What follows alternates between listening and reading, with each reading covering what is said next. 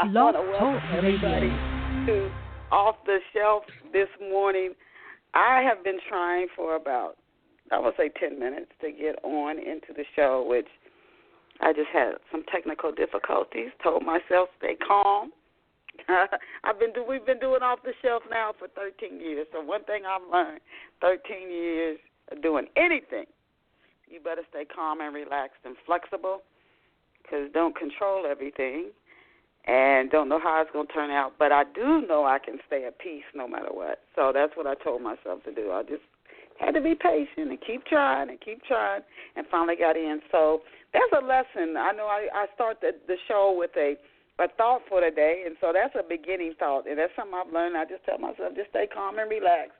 If other people get upset, that so be it. Whatever the situation is, I have to stay in peace and just keep working until the thing works itself out. So I want to welcome each of you to Off the Shelf on this morning. We headed to the end of October, you guys. October the 21st, Saturday, and it was a gorgeous day in Atlanta yesterday. Oh, my goodness, it was just beautiful, and the day is looking to be the same. This autumn weather is just something to truly treasure. And another thing I think you're really going to treasure is today's Off the Shelf show. We have a wonderful guest on deck, and I'm excited to introduce her to you in just a few minutes. But I want to start with this thought. For anybody who watches Off the Shelf, and we have a lot of people who tune into our shows, particularly through our archives, but I want to leave this thought with you. Make your life a masterpiece. Imagine no limitations on what you can be, have, or do, and you're going to have to be flexible to do that. But that quote is from Brian Tracy. Make your life a masterpiece. And again, I want to welcome you and tell you that, yes, absolutely, you are listening to the winning book radio show, Off the Shelf. To our listeners, before we introduce you to our awesome guests, and our guests always leave me with so much insight that I didn't expect. It's just a blessing to me to host this wonderful radio show. But before we launch into today's show, I want to ask you, how good of a mystery sleuth are you? If you love mystery and you value relationships, particularly complicated relationships, and you like to watch how people actually help to influence and shape each other. So if we're supposed to be on a destined path, certain people show up when they do to make sure we stay on course, or to help us to go in a certain different direction we're supposed to go into. It could bring change into our life, and we don't like change, but how relationships can help actually keep us on course. Certain people go out of our lives when they're supposed to, and some people come in, and the impact that people have on us, particularly people who rub us the wrong way, and they sometimes have the biggest impact. But maybe they're doing just what they're supposed to do. Who knows? If you value those types of things, I think you would absolutely love Pour Over Me. And you can get Love Pour Over Me. It's set in Ohio, Pennsylvania, and in Africa. You can get Love Pour Over Me, and the parts of it also take place in Tennessee, near the Knoxville, Tennessee area. You can get a copy of Love Pour Over Me in print or ebook. And, I mean, if you do ebook, you're only going to drop about $3 for the book. But you can get a copy of Love Pour Over Me. It's about 300 pages. You can get it at Barnes & Noble, Walmart, ebook it, Amazon.com, of course, print or ebook format. And all you can, if you want to get it off the shelf and you don't see it in a bookstore, all you have to do is go up to the clerk and tell them you want them to order your copy of Love Pour Over Me by Denise Turney. And they can get a copy for you because it's carried by some of the largest book distributors in the world. I hope you go out and get yourself a copy of Love Pour Over Me. Who knows, it might help you deal with a difficult relationship that you're facing in your own life today. And now let us go and meet our very special off-the-shelf guest. And I want to thank her before I introduce her for her patience. When I logged in, I said, there's several people on, and I'm thinking, I think our guest has been waiting. So I want to thank her for her patience for logging in to today's show early. And now our special guest to this morning is Tina Brown. Tina is a Baltimore City native. You know what? I've been around a lot of the country, but Baltimore City, she's going to tell us about that. I always think Baltimore. Is that what she's referring to, or is there a Baltimore City? We'll ask her about that. Tina is an independent author, and she is the author of the books A Life Not My Own, Tethered, and Struggles of the Women Folk. Before I go on, when I give you her website URL, I really encourage you to go over to it. Her book covers are amazing. She has amazing book covers. Now, Tina has an engaging online presence, particularly on YouTube. Her works focus on human experiences that impact people around the globe. Her writings also highlight the African American and the female experience. Stories that Tina writes are inspiring, empowering, enlightening, and timeless. She's very transparent in her writings. And you can check Tina out online at www.authortmbrown.com. She kept it simple, and that's AuthorTMBrown.com. Author T M as in Mary Brown.com. And I think you'll love her work and her poetry. I read one of her poems, and it had a mention about spirits, promises, like a frustrating refrain. Don't want to hear about no more promises. I want to see change. We are honored to have her here with us this morning. And again, I encourage you to go by authortmbrown.com and check out our website. And we want to welcome Tina Brown here to Off the Shelf this morning. So welcome, Tina.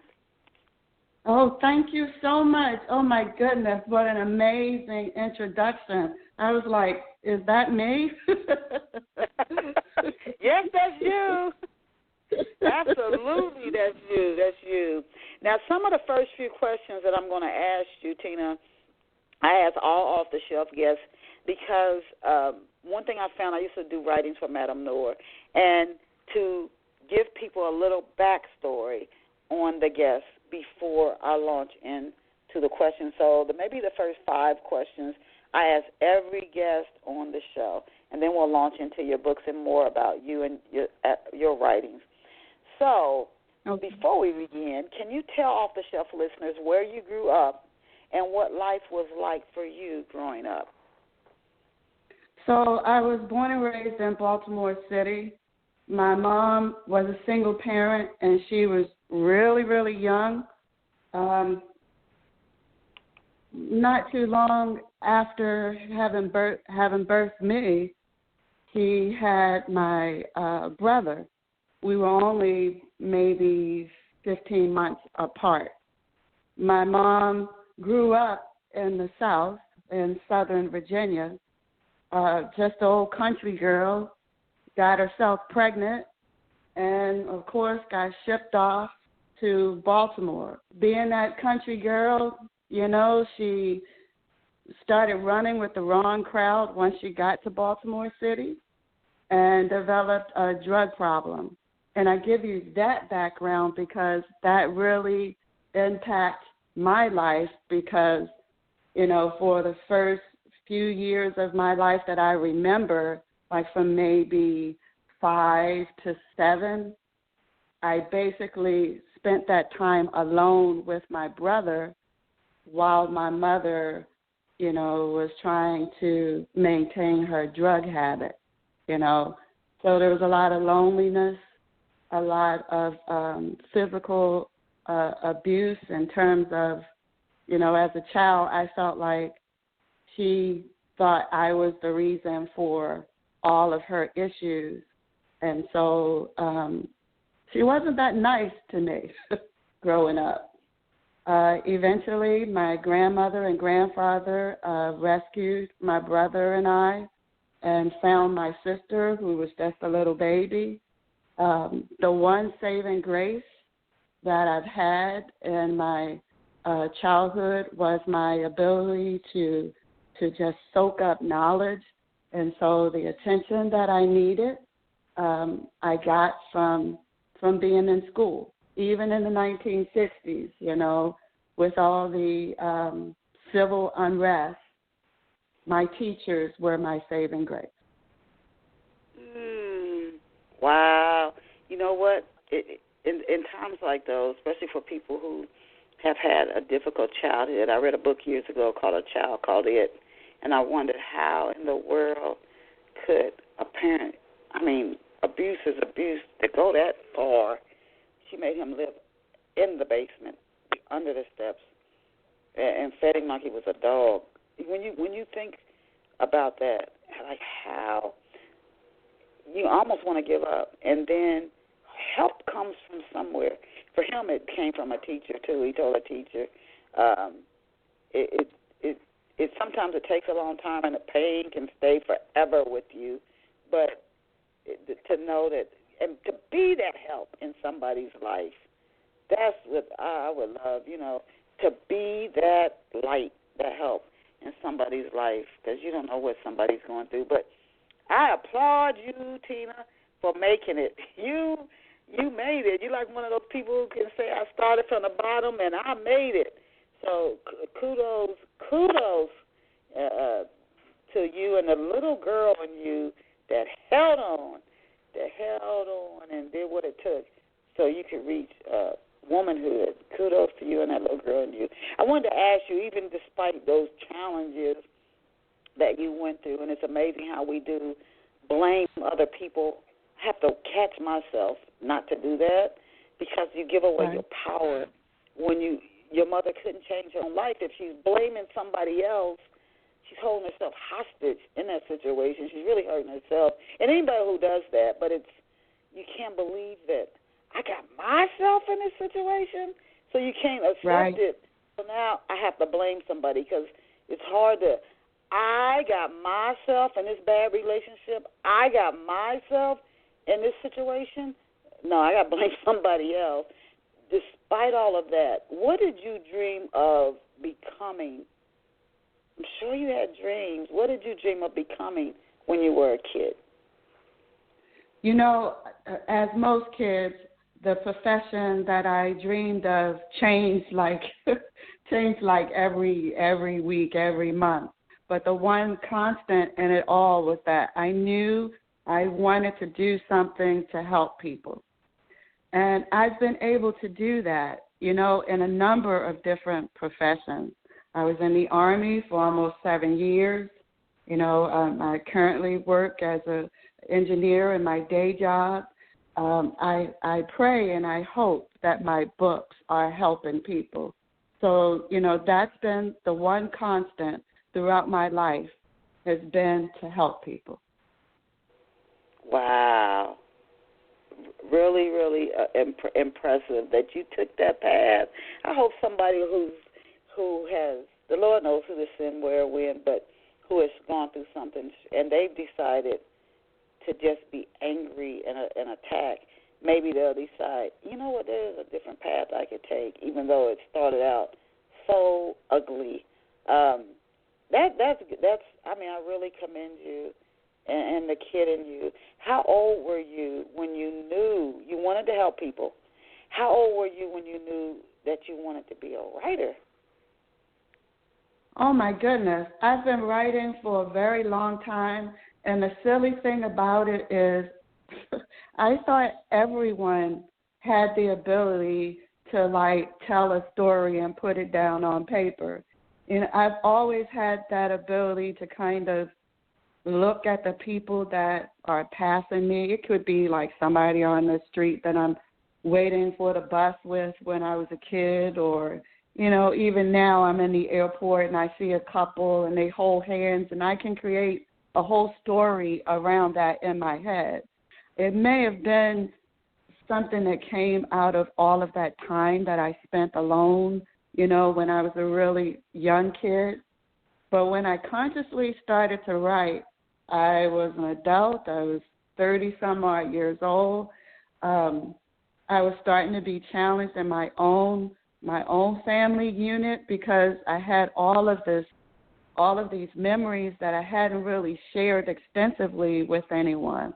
So I began to just journal, and it was like around the 1980s, in that time frame, where a lot of more famous people than myself, like Oprah Winfrey and Iyanla Vanzant, were starting to come out with their books. and I was reading their books, and I thought to myself, I have a story too. It's different from theirs in some regard, but I do have a story as well. And so I began to consciously translate my journal into the book, which is now entitled A Life Not My Own. Okay, so it's almost like something that was just meant to be. So you started writing just to almost, what just popped into my head, the see me in the color purple. So you started writing mainly, was that what inspired you to work through tough situations you were going through as a young person? If not, what actually inspired you to not only pursue writing, if it wasn't that, but that also birthed your love for books, for reading and writing books, not just poems or just writing down your thoughts, but to turn them into books? Well, that was always my safe haven. Education was a place where I knew I could excel. I recognized that in myself when I was really, really young. I'm 4 years old and I'm in kindergarten, and I was always the National Honor Society, the only black, in my class. And I just felt like education was that place where if I couldn't get any kind of recognition, positive recognition at home, I knew that if I did well in school, I could have that recognition that I needed as a child. And so I was that kid that, while everybody else is out playing, I'm begging my grandmother to let me walk 1.5 miles to the local library so I can pick up books. Books on anything. I loved Shakespeare, anything that my teachers were trying to get us to consume, I kind of did on my own. It was just something that I did. Okay, so again, it came organically. Some of what you're sharing sounds similar to my experience. I wanted to ask you, which is your favorite to create? Tina, do you like, if you had to pick a favorite, and I know you might say you can't, but poetry, short stories, or novels, which is your favorite to create? Maybe it's easier for you to create it, or you feel more emotionally connected to it, that form of writing. Do you have a favorite form of writing? And if so, what is it about this form that you like so much?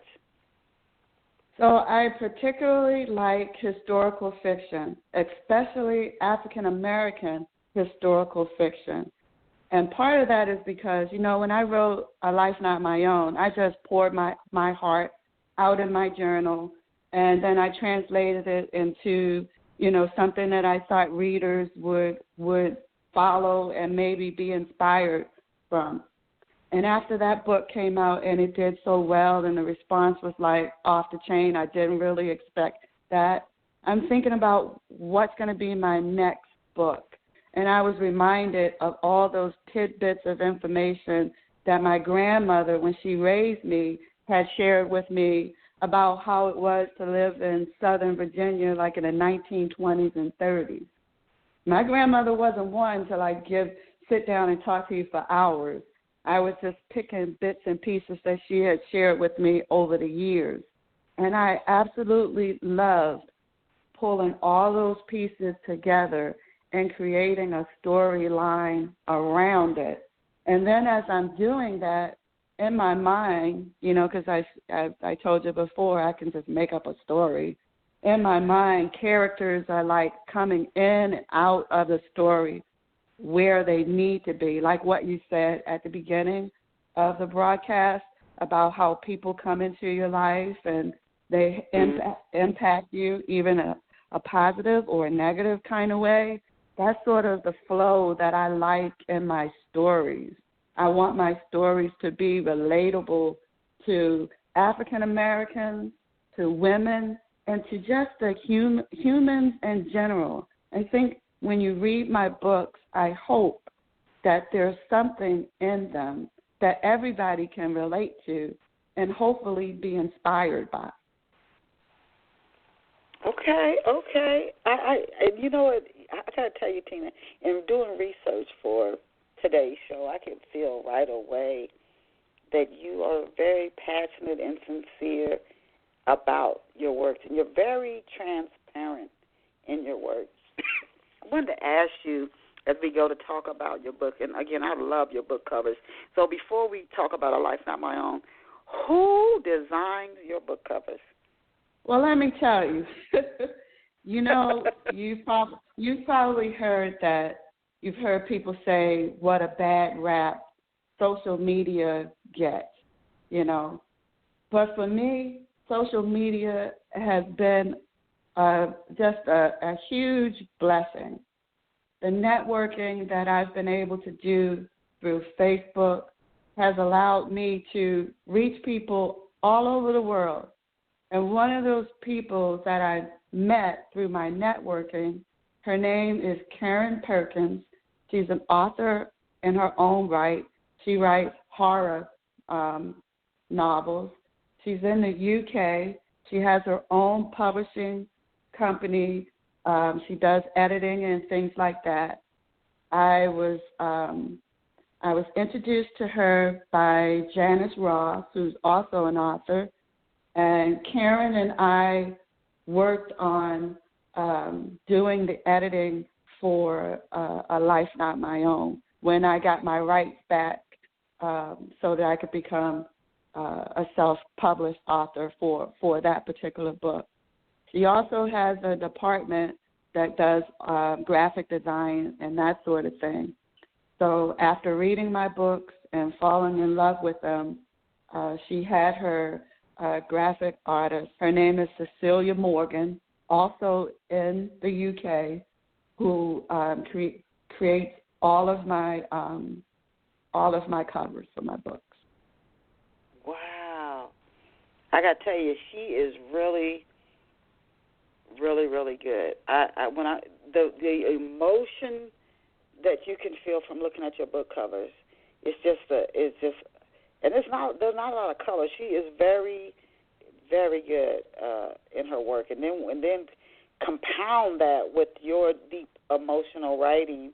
And I don't think it'd be impossible for somebody to read one of your books and not come away feeling like, wow, I think I've been changed some kind of way. How long did you sit down and write your first book, A Life Not My Own? How long from when you started it to when you finished it? Was that a long process for you? So if we're talking about the actual writing of the book, it probably took about a year or so.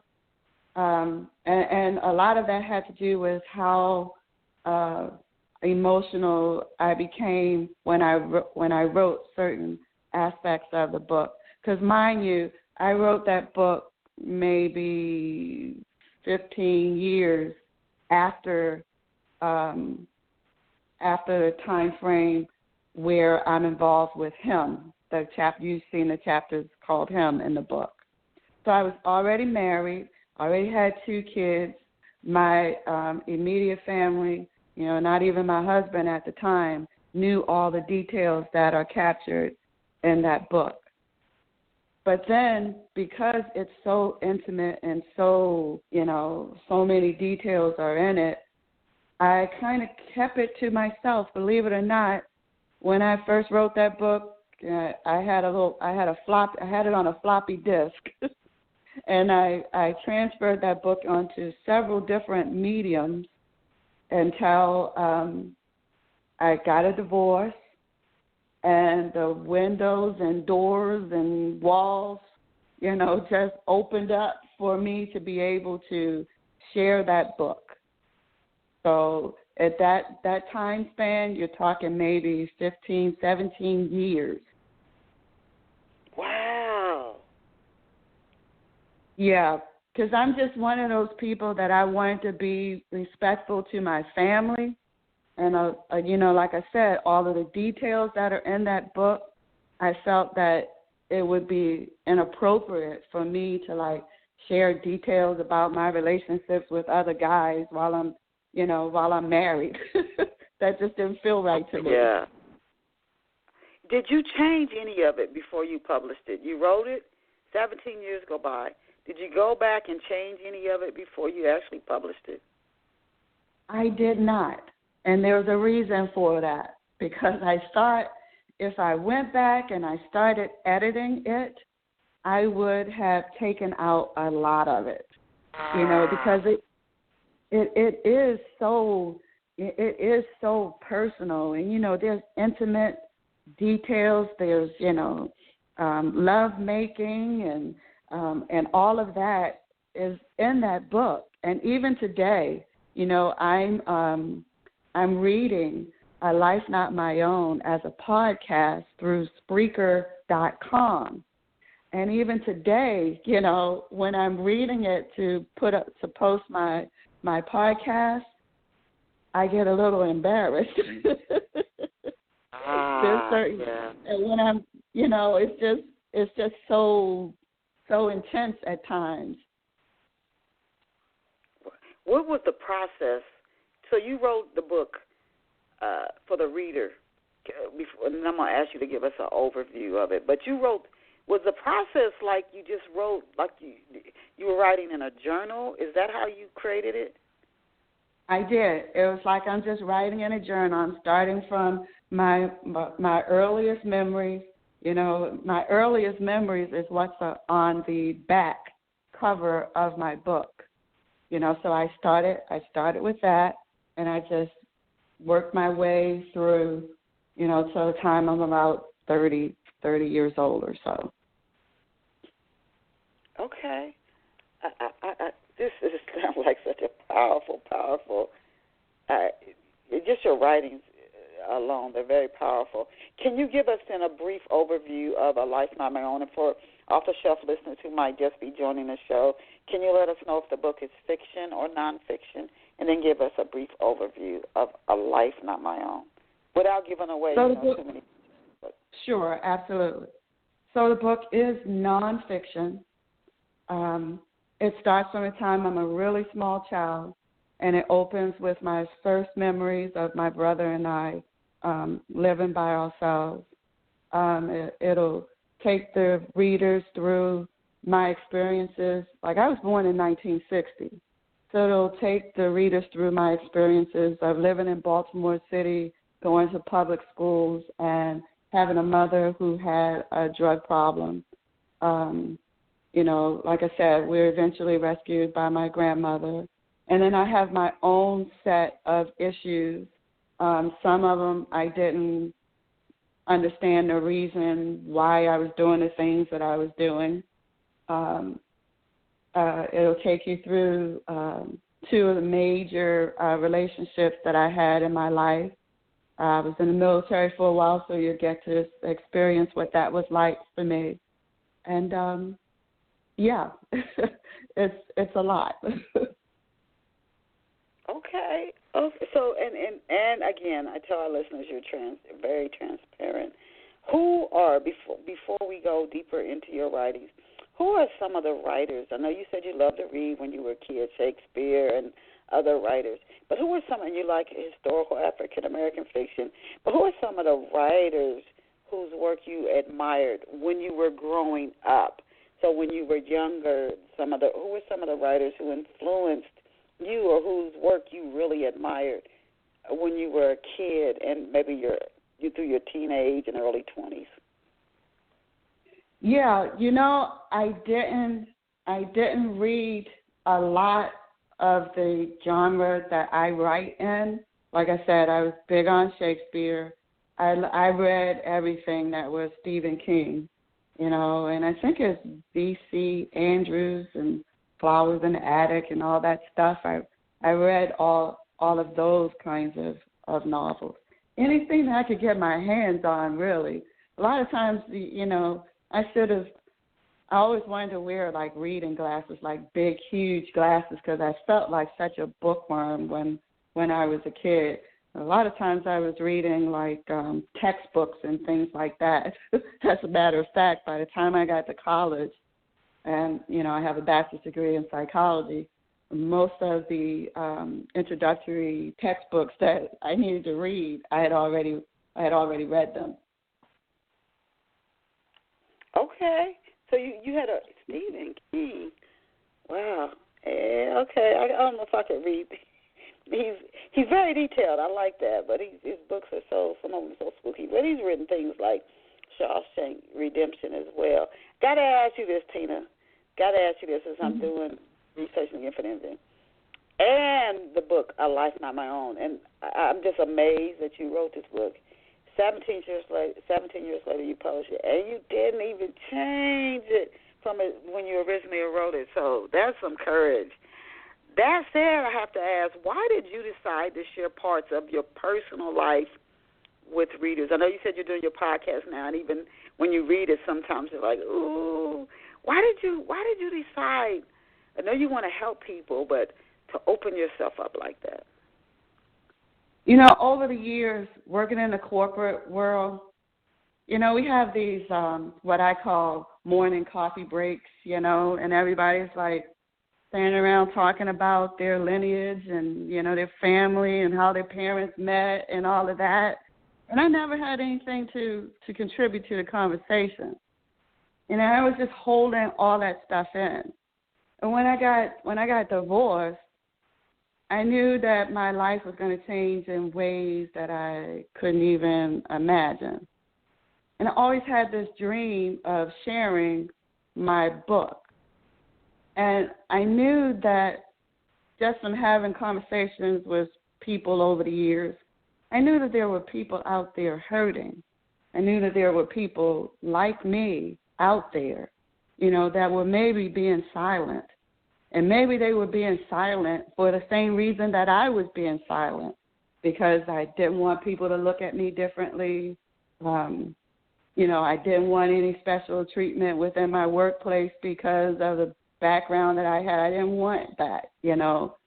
But I had gotten to a point in my life where I was ready to accept life as it was at that moment, you know. And the only way that in my mind, that I could do that was to share who I really was.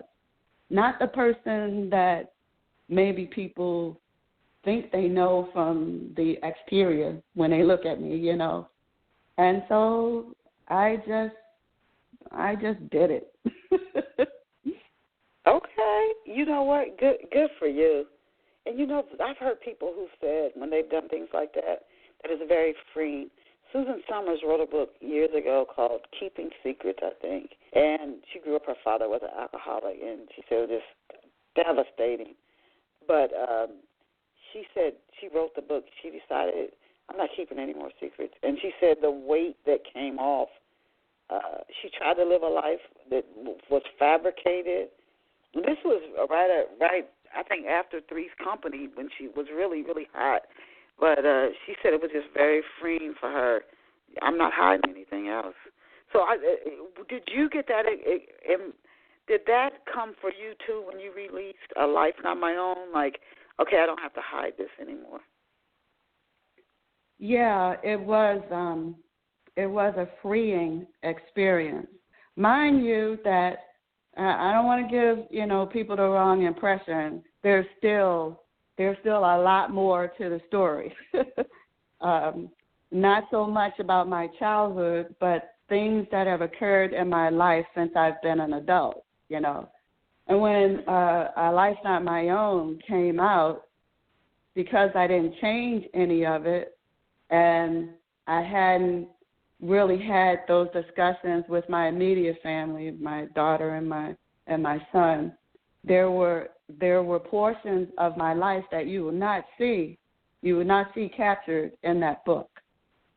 As a matter of fact, I worked with 5 other authors on another book. It's an anthology. It's called Just Between Us, Inspiring Stories by Women, where I tell a little bit more of my story. And still there's more. Yeah. Yes. Now, at your website, and this really had an impact on me, there's a poem about not wanting to receive any more promises. And there are times I really feel that way. You're talking like to the spirits, no more promises, no more by the end of the year, your finances are going to be done, or you're going to have whatever. By such and such year, the relationship's going to be better. No more promises. Just the point. It had a point of you just didn't want no more promises. Just do it. Just make the good thing happen. Now, I wanted to ask you when I read that, and I'm going to pull up your website because I definitely wanted to share it with our listeners. But do you think that we deceive ourselves and tell ourselves things to keep moving, to just keep going and going in a certain direction, even if we know we're never going to allow ourselves to have something? It's kind of like an insane internal game. It's like watching a person break up, make up, or break up a relationship and go into a new relationship with a person who's just like the person they just broke up with. So so you tell yourself, keep these promises. Oh, it's going to get better. It's going to get better. You go on a mad weekend diet, exercise, fit routine. Monday, Tuesday, you eat like the world's going to end, and you literally wipe out everything you did. It's almost like it's a game that you're playing with yourself. Is that what drove you to write that, or what was behind the inspiration for you writing that poem? So the poem is based on my next story, part 3 of Struggles of the Women Folk. And there's a character in the next book who has some serious challenges. One of them being something that, to be quite honest, I didn't know a lot about, like maybe 10 years ago. Cutting. There's a lot of people out there that actually cut themselves in order to just alleviate the stress that they're under. And so this particular character in my book, I don't want to give away too much of the story, but she has some extreme challenges that she's dealing with. But she also has this spiritual connection with her ancestors. And so they speak to her and they make promises. And she's saying, like you just said, she's saying, I don't want any more promises. I can't make it on those promises. Somebody needs to make something happen because I need this. So that's where I was coming from with the poem. And I wanted to read the poem for our listeners. It is, and I'm at your website now, loneliness pierces my soul, the longing to be loved, never growing old. There's got to be a better way to lessen the pain. So I let the blood out, but the scars remain, a permanent reflection of the yearnings I face. No one here to rescue me from this awful space. To the spirits who speak to me in the night, I need more than promising words to make my life right. And then when you give the thing about the cutting, that makes it so I let the blood out part, but the scars remain. Make better sense. So that came through your work on the book on the women folk that you wrote. So there's Struggles of the Women Folk, that's part 1. Tethered Angel is part 2. And I'm working on the 3rd installment. And that poem will be in the 3rd installment. And I just want to thank you. I just want to thank you for reading that, because as an author, you don't know, well, maybe you do because of what you do, It is so amazing to hear someone read my words. It's just, you don't know what that does. Thank you for that. Oh, you're very welcome. So there's so many questions that I want to ask you, and I don't think I'm going to get to them all. And I definitely want to ask ones that will benefit our listeners. But can you tell us about your book, Struggles of the women folk. And I've highlighted some questions I hope to get back to before the end of the show. But can you tell us about your book, Struggles of the Women Folk? So Struggles of the Women Folk is a historical fiction piece, loosely based on those stories that my grandmother shared with me. I was explaining to you before. So I created a storyline around what my grandmother had shared with me.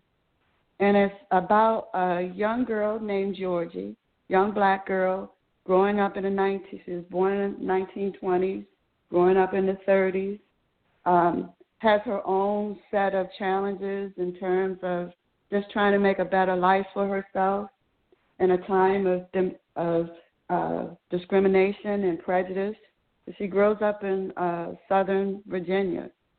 And you go on this journey with her as she traverses life. The underpinnings of the story is this amazing spiritual relationship that she has with the Lord. And I hope that, if it does nothing else, I hope that it provides readers with a hands-on, realistic description of what it's like to traverse through life and have challenges and lean on the Lord for support.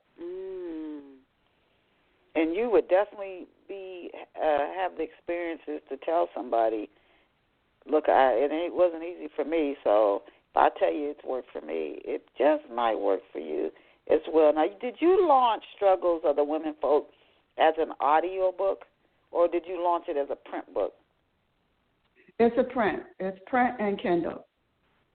Oh, okay. I'm sorry. I misspoke. I do have a audiobook version of Struggles of the Women Folk. And those can be purchased directly through me. Okay. Who is Angel, so Georgie's daughter? And then I wanted you to introduce our listeners to a couple other people. So Angel, Georgie, is that Georgie's daughter?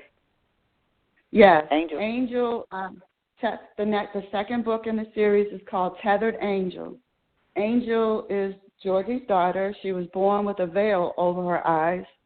So she has the ability to hear people's thoughts and look into the future. Now, she has her own set of issues. She's an African-American woman as well, and she's growing up in the 40s and the 50s where, there's a lot of civil stuff going on here in the United States.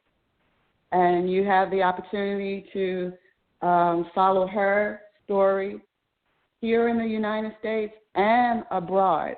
And there's a reason why she's in Europe. But I invite the readers to go get the book to find out why she's in Europe. Okay. Can you introduce our listeners to Emily Barker and Ricky? So Emily Barker and her crazy self, she's in both. She's in both Struggles of the Women Folk and Tethered Angel. She's a very affluent white woman who Georgie works for as a maid. Ricky is a young black man who has a relationship with Emily Barker. Both of those characters, both Emily Barker and Ricky, are in Struggles of the Women Folk and Tethered Angel. So does Ricky work for Emily? Ricky, yes, he works for her. Yeah, I won't say any more than that. That would be giving too much away. Okay, so is the story takes place in the 1940s? You said it starts. Struggles of the Women Folk starts like in mid 1920s, and will take you up to about 1940s, and then Tethered Angel, since that's Georgie's daughter, that is a continuation of the story that will take you into the 50s, 1950s. Does the book do these stories focus on, they focus on like a family, would you say a family saga or an individual, or did you write them more, when you say struggles of the women folk, is it more for struggles of women as a whole within, like, say, the United States during that time period, or struggles for African-American women living in a certain part of the country? So, Struggles of the Women Folk is focused on this one group of people. It's not really just, one family. There's Georgie, there's her aunt Adele, there's her mom, but then there's also Miss Emily Barker, a white woman, and then there's Ricky and Donnie and a lot of other people. Like you said at the beginning of the podcast, folks come in and out of your life and for positive and negative kind of stuff, and that's what's going on in Struggles of the Women Folk and Tethered Angel. Okay. How, and as a writer, I remember when I first started on my first novel, and I was talked to other writers about this. Some writers, they say they hear their characters talking to them, but one thing I tried to do, and it's funny, going back to life, not my own, how you just were so transparent in revealing a part of your life, certainly not all. You're still developing and creating new experiences for yourself. But I said I don't ever want to insert myself in my novels. I don't want me in there at all. I find that now, after having written several novels, I see little pieces of myself in characters.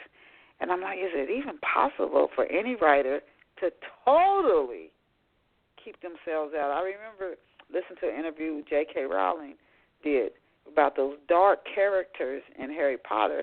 She said she went through a deep depression and she had to get professional help. And part of it, she felt that during dealing with that depression, like these dark characters or things were pulling at her.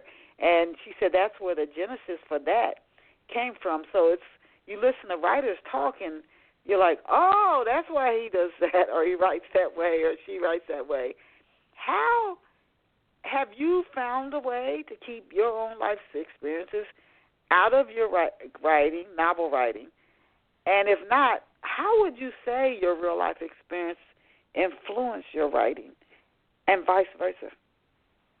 So for me, I have to admit that every character in my book, that's a portion of my personality, or or at least a portion of the things that I think, not necessarily do, but those are things that I think.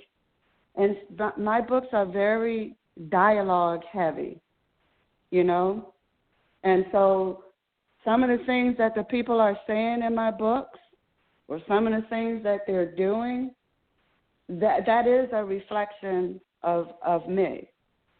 There have been experiences that I've had. When you read a romantic scene in my book, it's either something that I have experienced myself or something that I hope for. For example, if it's two characters who really, really love each other and really, really connect, I think that's something that many of us desire to have. And so, yeah, I would say that some aspect of my personality or the things that I think and maybe not do are captured in my characters. Okay. I definitely wanted to, we got less than 10 minutes, but I wanted to go back to this. Where did time go? I know. I wanted to go back to this because I think about somebody who might listen to the show. There have been times in my life when I was struggling with something and I actually searched for something on the Internet and come across something I never heard, maybe an interview or writing, and it helped me tremendously. So I want to go back to this. Your books Tethered, Struggles of the Women, and you're working on the third part of the book, Struggles of the Women folk. You're working on the third part of the book now. But I want to go back to The Life Not My Own, and I want to get the title right for our listeners, A Life Not My Own, who may want to read it, even though it's your story. Kind of like Color Purple was fictional, but how many people that story helped who are keeping secrets, but then they read and they see that they're not alone and they don't need to feel badly or like they need to hide. So I wanted to ask you really quickly 2 questions in the book. Did you ever call Betty mother? And this popped into my head. When you hear the Jacksons or Michael Jackson, all of them, they never call their father dad. They always call him Joseph. But did you ever call Betty mother throughout your life? And I'm doing this for some reason for somebody who might be having a similar struggle. No, I never did. I never did call Betty mom. So, when you ask that question, I guess I would have to answer and say I never really had a mom. Not one that I called mother or mom. No. We never did. Could never connect it like that. And that happens more than I think people realize. Some sons with their fathers are like, then he's not my dad. Based on your personal experiences, how would you say, and then if you can offer some tips as well, how does a strained relationship with a mother affect an adult daughter? And what tips could you offer to a woman who's struggling with that right now?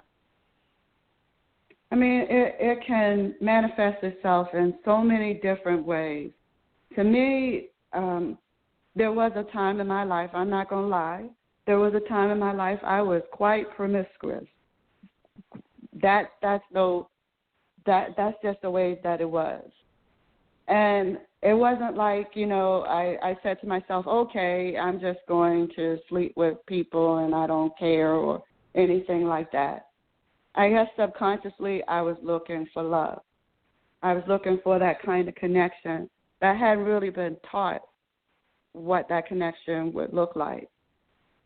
And so it put like this weird spin on my rationale for, why I was doing the things that I was doing. Some of the experiences that I had living with my mom, as far as like being hungry and not having a lot of clothes to wear and stuff like that. As I got older, there were times when I overcompensated.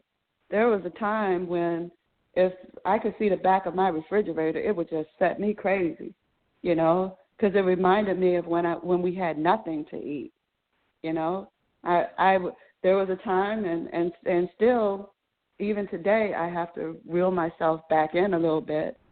Whenever I'm going to any kind of event, I want to have something new. and part of that comes from just having those two dresses, just 2 dresses and 1 pair of underwear. Wow. So there are things that, we as women, maybe we don't take enough time to really get to know ourselves. We go from living in the house with our parents to like living with a significant other. And we've never had a chance to really, find out who we are and what we can be. The benefit that I had, and it was such a blessing, my grandmother had her own set of struggles when she was a young woman, and she raised both my sister and I to be extremely independent, So when situations come our way, we're able to at least deal with it because we're not dependent on anyone. And that has really, helped me along the way. Being independent, realizing your own power. Now back to your poetry. Your writing is so poignant. Have you done any spoken word poetry, or do you plan to? So to be honest, that's one of the few poems that I've written.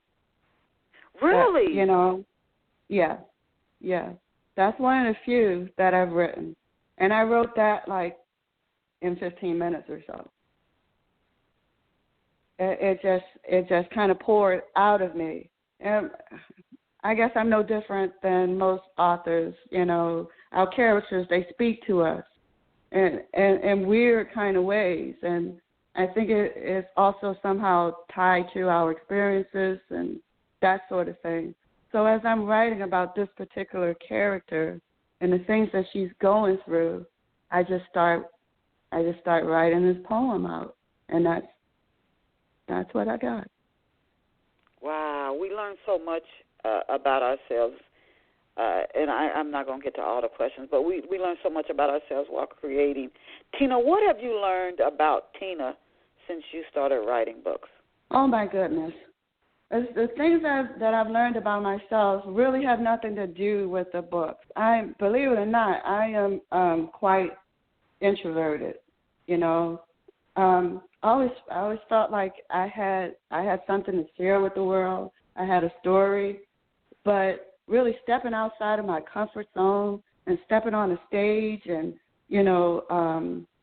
describing my books and sharing my books with people at book fairs and things like that. That is so out of my comfort zone. But I've learned that I can do it. I've learned that when you're passionate about something, if you're really passionate about something, you're not going to allow anything to stand in your way. And that's how I feel about my book. Every time I feel like, okay, my sales are dropping a little bit, I get a text from someone or somebody posted something on Facebook about how much they love my book. And I say to myself, okay, I've helped that one person. I've impacted that one person. This is going to be one reader at a time, and I'm okay with that as long as it's a positive impact. And your focus is very, very positive. That said, as opposed, where can off-the-shelf listeners get a copy of your books? And I want to give out the titles of Tina's books again. Tina Brown, author Tina Brown, A Life Not My Own, Tethered, and Struggles of the Women Folk. Where can people get copies of your books, Tina? So my books are out on Amazon and Barnes & Noble. You can get my books directly through my website. It'll just launch you. You'll hit the link and it'll take you to Amazon. Or if you would like an autographed copy, just reach out to me. My email address is tm.brown35@yahoo.com. And can you tell us what social media networks you're on? It's kind of hard not to find me. I'm on Facebook. I'm on LinkedIn. I'm on Twitter. Just almost all of the major social media sites. Okay. So please go out and get a copy of one of author Tina Brown's books. Again, that poem, maybe that's something for her to chew on to maybe pursue. But her books are A Life Not My Own, Tethered, and Struggles of the Women Folk, author Tina Brown, her website.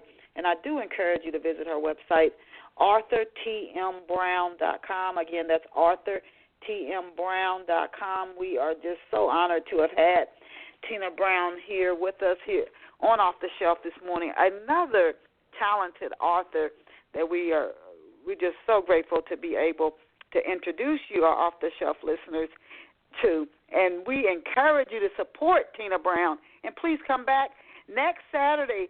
Tell book lovers everywhere. Tune in to Off the Shelf, 11 a.m. Eastern Standard Time or New York City time. Saturday mornings, we'll bring you another phenomenal guest next Saturday. We have been doing this for 13 years, and we thank all of our listeners who have been with us for these 13 years. Thank you to author Tina Brown and all of our off-the-shelf listeners. And be encouraged through Tina Brown's story, especially if you pick up the copy of her book, which is nonfiction based on a real-life story, A Life Not My Own.